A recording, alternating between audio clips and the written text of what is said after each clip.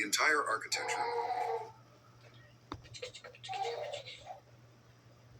what the heck? personal, commercial, political, can be constructed as a series of escalating micro-commitments, each small enough to feel costless, each building the identity structure that makes the next commitment feel natural. By the time the significant ask arrives, you have been saying yes for so long that saying no would require dismantling the narrative you have constructed about who you are. This is one reason why cults are not joined in a single dramatic moment. They are joined through a series of small engagements, an interesting conversation, an inviting event, a helpful community, a set of ideas that resonate in a specific moment of vulnerability, each of which binds the person slightly more securely to the identity of someone who is exploring this community, and then part of this community, and then committed to this community, and then someone whose identity is inseparable from this community. Political radicalization follows the same gradient. Extreme beliefs are rarely adopted in a single leap. They are approached through a series of positions, each slightly more extreme than the last, each positioning the more extreme direction as the logical extension of the commitment already made. The defense is consistency auditing, the regular practice of asking yourself whether the commitments you are accumulating reflect choices you would make deliberately, or whether they are the products of an escalation you didn't consciously choose. This requires the psychological courage to be inconsistent when consistency is being used against you. It is possible to say, I said yes before, and I am saying no now. And these are both honest expressions of where I am. The idea that past yeses obligate future yeses is the mechanism of the trap. Seeing it clearly is how you step out. Secret 12. Fear amplification. How fear is used to override logic. There is a difference between fear and fear amplification. Natural fear is a response to a genuine threat, a signal that something in your environment requires urgent attention. It is calibrated more or less to the actual magnitude of the threat it is useful. Fear amplification is the deliberate inflation of fear beyond what the actual threat warrants, for the purpose of producing behaviors that the amplified state generates, but the actual threat level would not. This distinction is crucial because fear amplification works by piggybacking on the legitimacy of real fear. It takes real threats, aging, illness, economic uncertainty, social instability, violence, rejection, and inflates their probability, their imminence, or their magnitude beyond the evidence. The fear that results is genuine and is processed by the nervous system as genuine. The behavioral responses it drives are calibrated to the inflated threat, not the real one. The result is behavior that serves the interests of those who manufactured the inflation, not the interests of the person who is afraid. Consider health anxiety as a consumer phenomenon. The health and wellness industry has a structural incentive to make you feel less healthy than you are. Not because your actual health cannot generate revenue, but because your health anxiety can generate far more. The advertisement that shows you a graph of declining health marker over time, accompanied by ominous music, and the concerned faces of people who did not act in time, is not reporting your health status. It is calibrating your fear upward in preparation for a product that addresses the amplified threat. Political fear amplification follows the same structure but with higher stakes. The threat is real. Some version of the problem being described exists, but its magnitude, probability, and the proximity of catastrophe are inflated past the point that evidence warrants. The inflation serves to produce in the population a level of alarm that the actual threat would not generate. An alarm at that level produces behaviors: compliance, surrender of rights, support for extraordinary measures, dehumanization of identified threats. Calmer evaluation would reject. This is not hypothetical.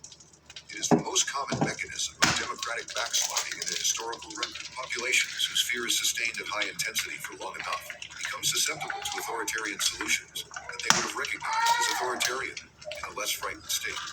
The fear is the key that opens the lock. In personal relationships, fear amplification is the tool of the controlling partner, the protective parent, the manipulative friend. If I can make you afraid enough of the world, of your own inadequacy, of what will happen to you without me, of what others think of you, then my control over you feels like protection. The person who says I'm only telling you this because I'm worried about you is often amplifying your fear of the very thing they claim to be protecting you from. The fear is the leash. Amplifying it tightens the leash. The defense requires regular calibration, the deliberate practice of assessing the evidence for a threat independently of the emotional intensity with which it is being presented. How likely is this outcome actually? What does the data say? If I bracket the emotional presentation, what would I decide about this if I had a week to think about it calmly? The benefits if I act from this level of fear, would I reach the same conclusion if I were not afraid? Fear is trying to serve you. When it has been beyond what the evidence warrants, in serving someone else. Secret 13. Identity manipulation. Controlling who you believe you are. Who are you? The question sounds simple. The answer, if you examine it honestly, is more complicated than you might wish. Much of what you believe about yourself, your capabilities, your character, your limitations, your role in the world, your worth, was not arrived at through independent assessment. It was told to you repeatedly by people and institutions whose interests were served by the version of you that their description produced. This is identity manipulation, and it operates at the deepest level of the self. We are, as social beings, profoundly susceptible to the identities others assign us. This is not weakness, it is how development works. The infant has no self-concept. The child builds one from the reflections provided by caregivers, siblings, teachers, peers, and culture. The process is necessary and largely unavoidable. The problem arises when the identities assigned in that process serve the needs of the assigner more than the development of the child. And when those assigned identities harden into self-limiting beliefs that persist long past the circumstances that generated them. You are not good with numbers. You are too sensitive. You are the difficult one. You are the responsible one, which means you are not allowed to need anything. You are not as smart as your sibling. You are too much. You are not enough. You are the kind of person who fails, panics, gives up, cannot be trusted, will not change. These are not observations. They are identity installations, and they are running in your operating system right now, shaping your behavior in ways you may attribute to personality rather than to their actual source. This settlement check completely changed my life, and it came from a car accident I almost forgot about. I'm honestly shaking as I record this. I never imagined something this big could to their actual source. External manipulation of identity continues well past childhood. The military understands identity transformation as a core technology. Strip the individual identity, install a collective one, and you have produced someone capable of behaviors the original person would never have contemplated. Cults operate by the same mechanism at lower intensity. The corporate culture that tells employees they are a family, not employees in an exchange relationship, but family, is manipulating identity to extract commitment beyond what the transactional relationship would otherwise produce. Consumer culture manipulates identity through aspiration. You are not the person you want to be yet, but you could be, and this brand is the vehicle. The purchase is identity work. You are not buying a product. You are buying evidence that you are the kind of person who has this product. And that person is better than you are now. The manipulative element is the gap that must be maintained. The aspired identity can never be fully achieved through consumption, because the achievement would end the need. The gap is the product. Defending against identity manipulation requires what might be called identity authorship, the deliberate practice of examining your self-concept and asking which elements you arrived at through your own experience and reflection, and which were installed by others for purposes that had nothing to do with your flourishing. This is the work of a lifetime and never fully finished. But the practice itself, the habit of asking, who told me this about myself, and why did they need me to believe it, is profoundly liberating. The identity they gave you is not you. It is a theory about you, proposed by someone operating under their own constraints, limitations, and interests. You are allowed to revise the theory. Secret 14. Divide and conquer. Isolation is a control mechanism. The most powerful resource you have against manipulation is your social network. The people who know you, love you, and have no stake in your compliance. The friends who tell you the truth. The family members who remember who you were before. The community that provides alternative perspectives and independent reality checks are an almost insuperable obstacle to the person or institution that wants to control you. Your connections are your protection. This is why the first priority of serious controllers is always to sever those connections. The technique is ancient, present in military strategy, political theory, relationship abuse, cult dynamics, and authoritarian governance alike, because it's simply and consistently effective. A person embedded in a web of loving, attentive relationships is difficult to manipulate. The manipulation attempt is filtered through multiple perspectives, challenged by people who know the target, interrupted by the normal friction of community life. The same person isolated, told that their friends don't fully understand them, their family is toxic, that the only people who really get it are inside this circle, is far more vulnerable. There is no one to say, wait, does this seem right to you? There's no alternative voice. There is only the manipulator's reality. In abusive relationships, isolation is frequently the first and most essential phase of control. It may present as intimacy. I want you all to myself. I love you so much I don't want to share you. Your friends are a bad influence. Your family doesn't support us the way I do. The The language of love and connection is used to sever the connections that would otherwise provide protection. By the time the abusive behavior begins in earnest, the target is often already alone, in a way they may not have consciously registered. The cult achieves the same outcome through community rather than exclusion, or rather, through the creation of a community so total that it effectively replaces all prior relationships. You are not isolated. You are surrounded by people who believe what you believe, who reinforce what you were told, who interpret your doubts as the result of spiritual weakness rather than legitimate concern. It is the isolation, because every member of it has been recruited to the same narrative. Political divide and conquer works at the level of the population. If you can get people who share fundamental interests to define those interests as opposed, to see each other as threats rather than potential allies, they will not combine against the power that benefits from their division. They will be too busy fighting each other. The specific identity categories through which this division is driven change across history, but the structure is invariant in workplace settings. Isolation presents as information control. Certain people are kept out of certain conversations. Certain relationships are discouraged. Certain alliances are characterized as political or inappropriate. The person who is being managed out of a job or kept in a disempowered position is often first managed out of the social structures that would give them information, support, and leverage. Maintenance of your social connections, particularly the ones that provide honest, independent perspective, is therefore not merely a personal good, it is a structural defense. When someone, for any reason, persistently works to distance you from the people who knew you before, or who challenge the narrative being constructed around you, this pattern of distancing deserves careful attention regardless of how it is framed. Love does not isolate, control does. Secret 15. Emotional dependency. Creating need to gain control. There is a particular pattern of connection that feels, from the inside, like the most profound intimacy. The person who understands you perfectly. The relationship that feels like home away nothing has before. The sense that you have finally found someone who sees you, who gets the particular texture of your inner life, who seems almost preternaturally attuned to your needs and your history and your wounds. The relief of it, the gratitude. Peanut butter? Some of this is love, and it is So it's for genuine. peanut butter. Some of it is a very carefully peanut butter? manufactured experience, So want the designed peanut to butter? create a dependency that will later be leveraged. Emotional dependency is a manipulation technique, operates in two phases. The first phase is the cultivation of need, the construction of an emotional environment in which your needs for connection, understanding, affirmation, and security become organized around a specific person. This phase is often experienced as deeply positive. The manipulator is attentive, generous, attuned, available. They remember what you said 3 weeks ago. They anticipate what you need before you ask. They make you feel, perhaps for the first time, When I did, I'm truly like, known. these are pretty The good. second phase begins when the dependency is established. Now the attentiveness becomes I intermittent. like because they're The availability becomes conditional. The understanding they're is withheld functionable. precisely when you need it most, and restored when you comply with what is expected of you. The relationship has transitioned from a source of unconditional connection, which is what it appeared to be, to a system of conditional reward and punishment, in which the emotional supplies you have come to depend on are dispensed based on your behavior. This pattern is called intermittent reinforcement, and it produces, for human beings and other animals, a peculiarly intense and resistant form of attachment. The unpredictability of the reward, sometimes available, sometimes not, for reasons that are not fully transparent, produces the same neurological response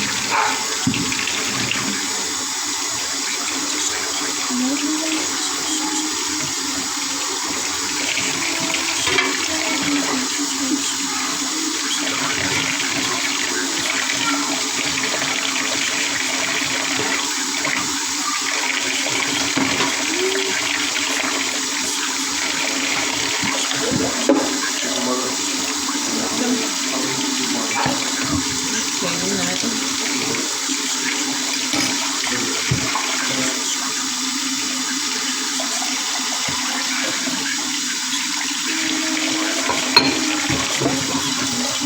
relationship you are in is a source of expansion or of contraction. You have more access to yourself within this relationship or less. Do you maintain connections to other people and sources of meaning? Or have those connections diminished as this one has grown? Does this person's apparent care for you remain consistent? Or does it fluctuate in ways that seem connected to your compliance? Does the relationship make you feel more capable and more yourself, or less? Love is available, not intermittent. It does not require you to earn it repeatedly. The feeling that you must continuously prove yourself, that the connection you depend upon can be withdrawn without warning. It's not the feeling of being loved. It is the feeling of being controlled. The difference matters more than anything else in this chapter. Secret 16. Timing manipulation, catching you at your weakest moments. Decision quality varies. Not with intelligence, not with experience, not with the complexity of the decision, but with the state of the person making it. The same person, facing the same choice, in conditions of rest, good nutrition, low stress, and emotional stability, will make different decisions than they will when tired, hungry, stressed, emotionally raw, or overwhelmed. This is not a character deficiency, it is neurological reality, and the person who wants to manipulate your decisions knows it. Timing manipulation is the deliberate exploitation of states of reduced cognitive and emotional capacity to extract compliance that better conditions would not produce. It is the ask that arrives precisely when you are least equipped to evaluate it carefully. Not by accident, but by design. The most well-studied version of this is ego depletion. Research on judges found that defendants appearing before the court early in the day or directly after a break received significantly more favorable rulings than those appearing in the middle of long sessions. The difference was not in the merits of the cases. It was in the mental and emotional resources of the decision makers. As the day wore on and decisions accumulated, the judges defaulted increasingly toward the status quo, the safe, effortful thinking, minimal option of denial. The defendants' fates were partly determined by when their case was scheduled. You are not a judge, but the same dynamics shape your daily decisions. A request made after a long day when you're already depleted. The important conversation initiated at midnight when you're exhausted and emotionally raw. The contract presented at the end of a marathon negotiation session. Everyone is tired and just wants to be done. The pressure applied when you are in a state of grief or anxiety or crisis, when the emotional resources available for careful analysis are already overwhelmed by the demands of simply coping. Experienced manipulators observe your states with attention. They notice when you are tired, when you are stressed, when you have just received difficult news, when you are most desperate for resolution, and therefore most willing to accept a poor one. These are the moments they choose, not because they are uniformly malevolent. Sometimes the timing is unconscious, a conditioned response to opportunity, but because the timing works. The defense has two components. First, be explicitly aware of your own state before making significant decisions. If you are tired, grieving, stressed, hungry, or emotionally flooded, almost all important decisions can wait. The decision that cannot wait deserves special scrutiny, because urgency is frequently manufactured precisely to prevent you from waiting until you are in a better state. Second, notice the timing patterns in your relationships and environments. Does a particular person or institution consistently make their most important requests at your lowest moments? Does the urgency always seem to coincide with your periods of vulnerability? This pattern, if it exists, is not random. It is information.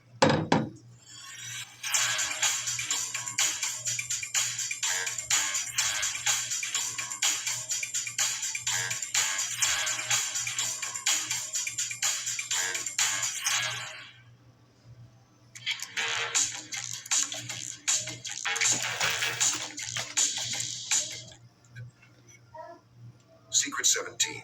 The silent strategy. Withholding communication to gain power. There is a form of power that operates through absence. It does not speak, it does not accuse, it does not demand. It simply withdraws, becomes unavailable, goes quiet, offers nothing, and waits for the person on the other end of the silence to fill the void with anxiety, self-doubt, and the kinds of compliance that anxiety and self-doubt reliably produce. Silence as a manipulation strategy is as old as human relationships. In its most conscious form, it is called stonewalling or the silent treatment. In its more sophisticated versions, it is calibrated and intentional. Withdrawal of communication, affection, or engagement as a response to behavior the manipulator wishes to discourage, followed by the restoration of communication as a reward for behavior they wish to encourage. The silence is the punishment. The speaking is the carrot. The reason this works so reliably is rooted in the same evolutionary architecture as social proof and authority. Human beings are acutely sensitive to social connection and acutely threatened by its absence. Being ignored by a significant other activates the same neural pain pathways as physical harm. Being excluded, dismissed, or rendered invisible by someone whose attention you depend on is not merely uncomfortable. It is experienced at the level of the nervous system as a threat to survival. This means that the person deploying silence as a power tool has access to one of the most potent levers available. They are not causing physical harm. They are not saying anything objectively unkind. They are simply not there. And the experience of their absence is so distressing that the target will often do whatever is necessary to end it. The silent treatment is recognizable in its cruder forms, but sophisticated silence manipulation is harder to name. The partner who becomes subtly less available, slightly less warm, slightly more distracted, following a conversation in which you asserted a need, and who returns to full warmth following your implicit retraction of the assertion. The manager who becomes non-responsive to your emails following a meeting in which you raised a concern. The friend whose engagement with you cools after you did something they disapproved of, without their ever having said so explicitly. In each case, the absence is communicating something. And what it is communicating is, there are consequences for behavior I don't approve of, and the consequences are my withdrawal. The genius of this technique is that it is deniable. Nothing was said. No threat was made. No explicit demand was issued. You cannot confront silence directly. There is nothing to confront. You can only sit with the anxiety it produces and decide whether you would rather maintain your position or restore the warmth that makes the relationship bearable. Defense requires recognizing the difference between genuine need for space, which is real and which everyone is entitled to, and weaponized silence. The difference is in the pattern. Does this person's silence follow a consistent pattern related to your behavior? Does it reliably end when you comply with an implicit expectation? Does it cause you to monitor and modify your behavior in anticipation of its return? You are not required to fill every silence. Some silences deserve to be met with your own equanimity, your own capacity to sit with discomfort without capitulating to it. The silence loses its power the moment you stop experiencing their absence as an emergency. Secret 18. Labeling and categorization. Defining you to limit your behavior. Names are not neutral. The moment a label is applied to you, whether by someone else or by yourself, it does not merely describe, it prescribes. It creates a set of expectations, a behavioral script, a category with implicit rules about how a member of that category acts, feels, thinks, and limits themselves. The label is not a mirror, it is a cage shaped like a description. This is labeling as a manipulation technique, and it is one of the most durable because it operates through your own self-concept rather than against it. The manipulator does not need to continuously apply pressure if they have successfully convinced you to apply it yourself. Diagnostic labels in mental health carry particular power and particular ambiguity. At their best, they are clinical tools that organize understanding and guide treatment. At their worst, they are identity impositions that tell someone who they fundamentally are, what they are capable of, and what they should expect from themselves, often in ways that constrain far more than they clarify. The person who is told, especially in early life, that they have a disorder that makes it difficult to sustain attention, regulate emotion, relate to others, function under stress, may internalize that description as a defining characteristic rather than as a partial, functional account of specific challenges. Social and political labeling follows the same mechanism at larger scale. If you can get people to accept labels for themselves and others, liberal, conservative, educated, uneducated, rational, emotional, successful, struggling, you have created categories with associated behavioral expectations that are difficult to violate without cognitive and social cost. The label determines who you are allowed to agree with, what positions you are allowed to hold, which other labeled groups you are supposed to distrust. The category does the controlling. In interpersonal dynamics, labeling is often deployed preemptively against people who might otherwise push back against manipulation. You're too sensitive is a label that invalidates emotional responses before they are fully expressed. You always do this is a label that turns a specific behavior into a permanent characteristic, making change seem impossible. You're the type who is a label that reduces the complexity of a person to the single characteristic most useful to the labeler. The label doesn't have to be accurate to be effective. It has to be believed. The deepest and most damaging labels are the ones applied in childhood, by the people with the most authority to define your identity. The child labeled as the difficult one, the troubled one, the slow one, the one who needs help, regardless of the accuracy of the assessment, carries that label into adulthood where it functions as a behavioral governor. The label sets a ceiling, and a ceiling, once believed in, never needs to be enforced externally. Defending against labeling manipulation requires the practice of distinguishing between what you did and what you are. Behavior is specific, contextual, and changeable. Character is the pattern of behavior over time. Labels conflate the two. They take the behavior and declare it the character, the specific and declare it the permanent. The defense is to refuse the conflation. I did that in that context, and it does not follow that I am that, and whatever I am not only that. Secret 19. False urgency. Forcing decisions under pressure. Most important decisions can wait. This is a simple fact that an enormous amount of sophisticated pressure is designed to make you forget. The manipulation of urgency, the artificial imposition of time pressure on decisions that would, in the natural course of events, benefit from reflection, consultation, and the kind of calm assessment that only time and distance from the immediate moment can provide. is one of the most pervasive and effective tools in the manipulation arsenal. It works by attacking the most reliable defense against poor decisions.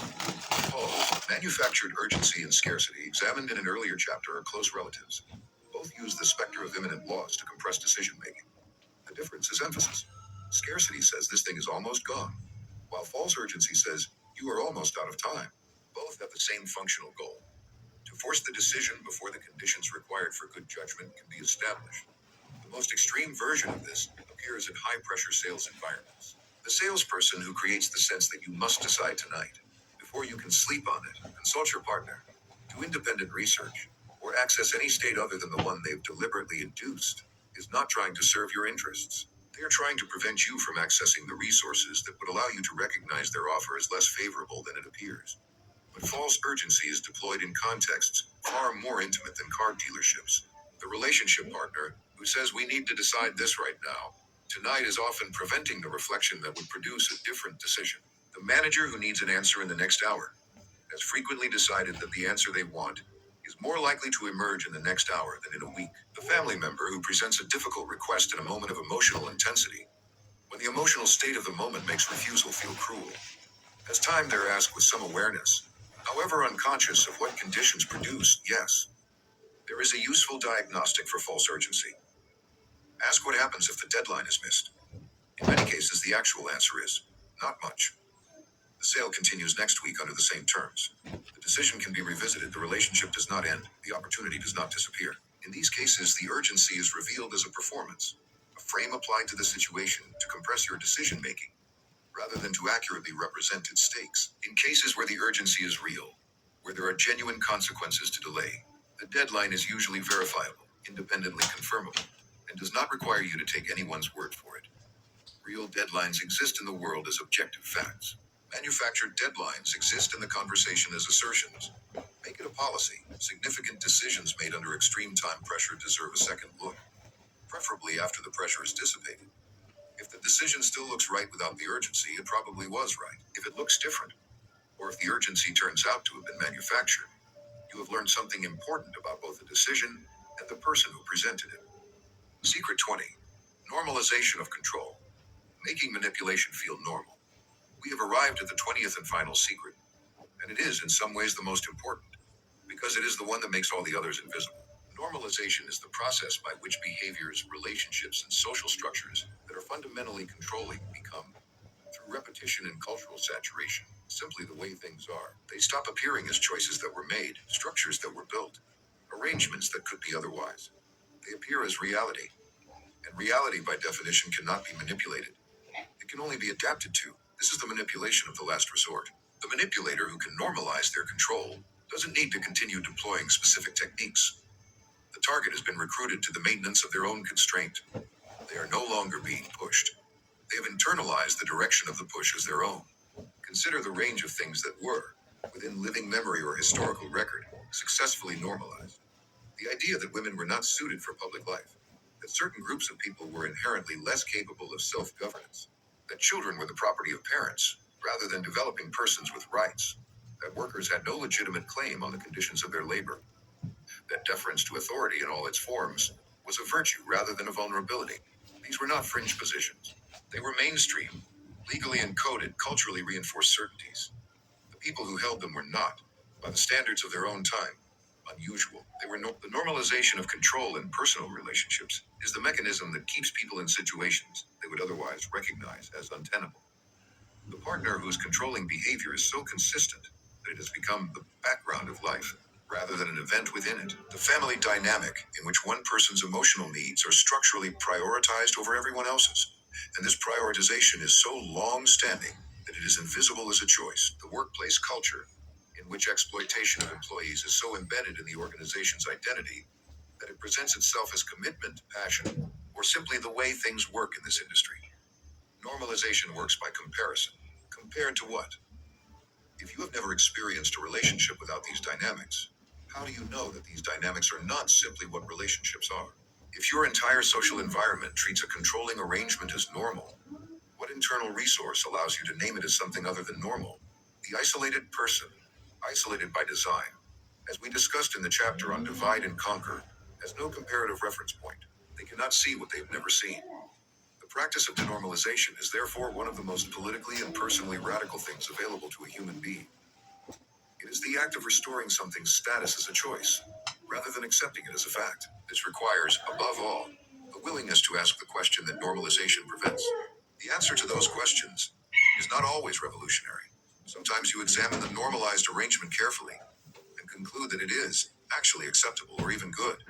But the examination is everything. The person who has chosen their situation consciously is in a fundamentally different relationship to it than the person who has simply accepted it as the way things are. You have now seen all 20 secrets. They're not going to stop operating. They were operating on you before you read this book. They will operate on you after. The world is not going to rearrange itself in respect for your newly acquired awareness. But you are different now.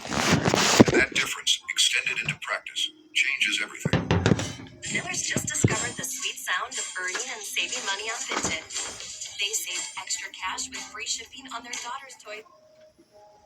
And that difference, extended into practice, changes everything. Part 3, where manipulation hides. Chapter 24, Media and Advertising, How Your Desires Are Engineered. Before you read this chapter, do a quick inventory. What are you wearing right now? What did you eat today? What does your home look like? What does your body look like? Or more precisely, what do you wish it looked like? What do you believe about what constitutes a successful life? A good relationship, an attractive person, a meaningful career?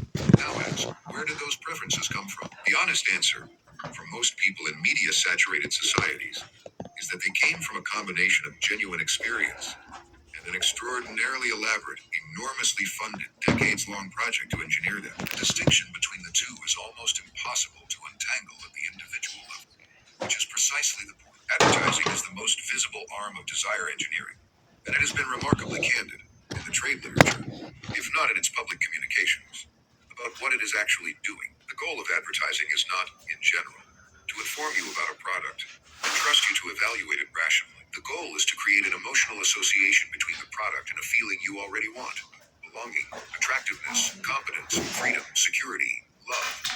And to make that association so automatic and so deep that encountering the product produces the feeling before thought intervenes. This is why advertising so rarely features claims about product performance that could be independently verified.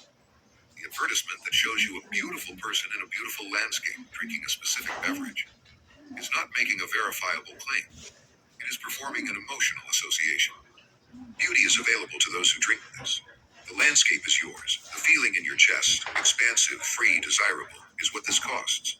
The mechanism is not reason but conditioning. What makes this manipulation, rather than mere communication, is the scale, the sophistication, and the asymmetry. The industry employs the best psychologists, the best data scientists, the best creative minds to engineer your desires with more precision than any previous generation could have imagined. You bring your biology, your accumulated needs, your vulnerabilities, your social anxieties, your desire to be seen as the kind of person you want to be. They bring decades of research into exactly how to reach those vulnerabilities and attach their product to them. The encounter is not between equals. Media, news, entertainment, social content operates through related mechanisms. The news that you consume has been selected, framed, and sequenced according to principles that prioritize your emotional engagement over your accurate understanding of the world.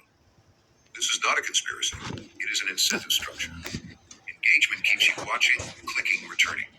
Engagement is produced most reliably by emotional arousal, particularly fear, anger, and outrage. The media ecosystem is therefore structurally incentivized to produce a world that feels more frightening, more enraging, more divisive than the one you would encounter if you walked outside. The entertainment industry shapes your model of human relationships, beauty, success, and possibility in ways so pervasive that they are nearly invisible. The norms of attractiveness you internalized, the relationship scripts you follow, the career aspirations you pursue, the goods of life you orient around, these were not neutral cultural transmission. They were economic products, created and distributed by industries with financial interest in the particular preferences they produced. None of this means you must reject all desire, all preference. All aesthetic judgment is corrupted. That way lies paralysis. What it means is that your preferences deserve examination. Not constant second guessing, but periodic honest inquiry. Where did this come from? Does this serve me? Would I choose this if it had never been offered to me as desirable? The answers to these questions, over time, constitute the work of reclaiming your own desire from the machinery that has been engineering it since before you were old enough to notice.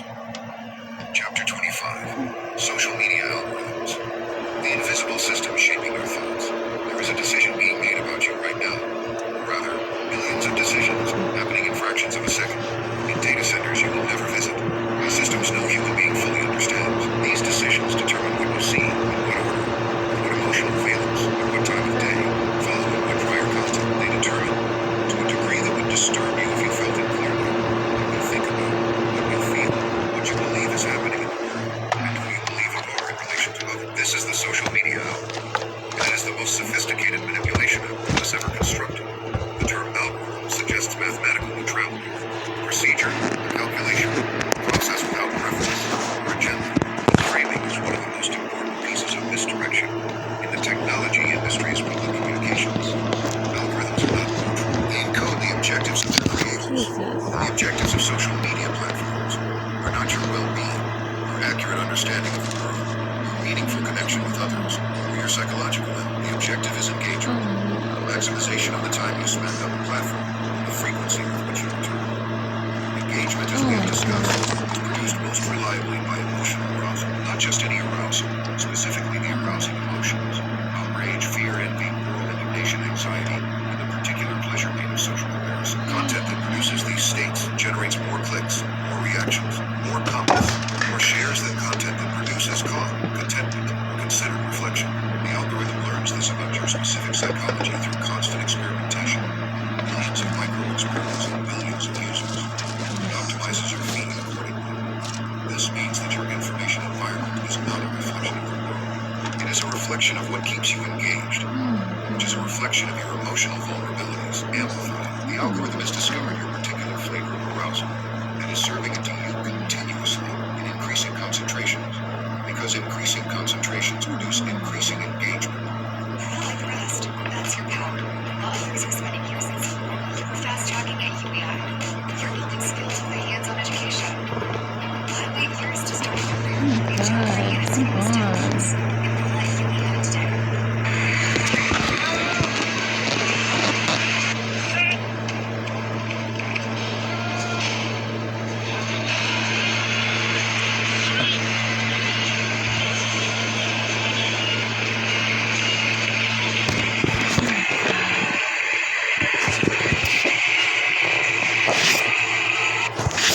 Concentrations produce increasing engagement.